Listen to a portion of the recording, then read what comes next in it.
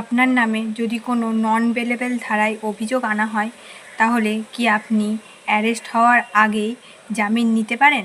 উত্তর হলো হ্যাঁ, আপনি কিছু ক্ষেত্রে অ্যারেস্ট হওয়ার আগেই জামিন নিতে পারেন, তবে সেটি নির্ধারণ করবেন ম্যাজিস্ট্রেট সাহেব।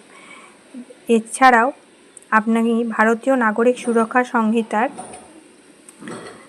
482 বলেছে যে direction for grant of bail to the person apprehending arrest, মানে আপনার অ্যারেস্ট হওয়ার পূর্বেই কিছু কিছু ক্ষেত্রে আপনাকে বেল দেওয়া যেতে পারে।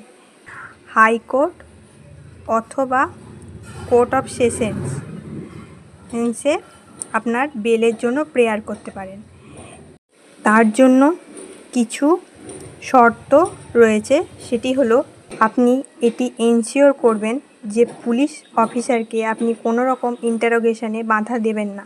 এছাড়াও আপনি কোনো ব্যক্তিকে ডাইরেক্টলি অর ইনডাইরেক্টলি কোনো রকমের ভয় বা ভীতি প্রদর্শন করবেন না। এছাড়াও আপনি ভারতের বাইরে পলাতক হবেন না।